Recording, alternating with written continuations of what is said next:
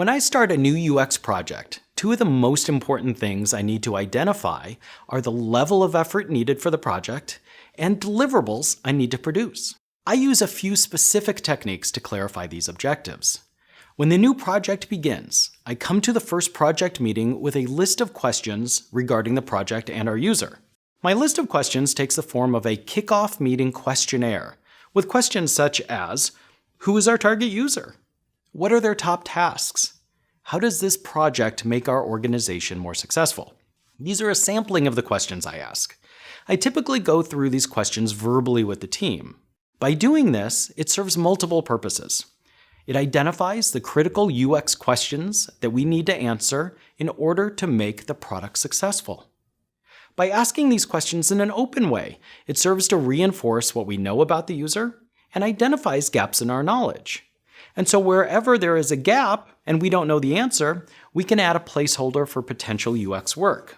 So this in turn reduces resistance to key UX activities because the team acknowledges that we don't have answers to these critical questions.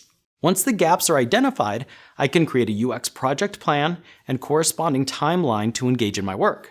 Hopefully, I can sit down with the project owner to plug in our newly made UX timeline into the master project plan.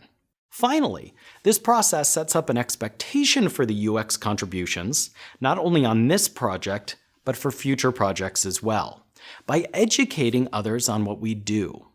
This approach introduces UX as a data-driven group with established methodologies. So for example, if I ask questions in a kickoff meeting such as, what are the user's top 3 tasks when using this website?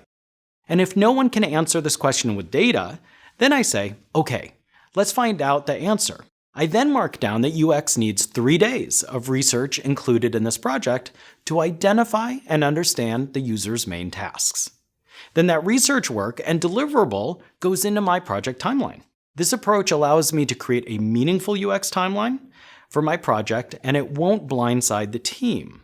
It should fit nicely into both agile and waterfall development processes. All these questions and interactions with the team helps to establish my role and expertise while exposing them to my UX work, and hopefully the result will be a deeper understanding of UX and a greater acceptance of our process. These tools not only shape our effort on the current project, but they lay the foundation for our future projects as well.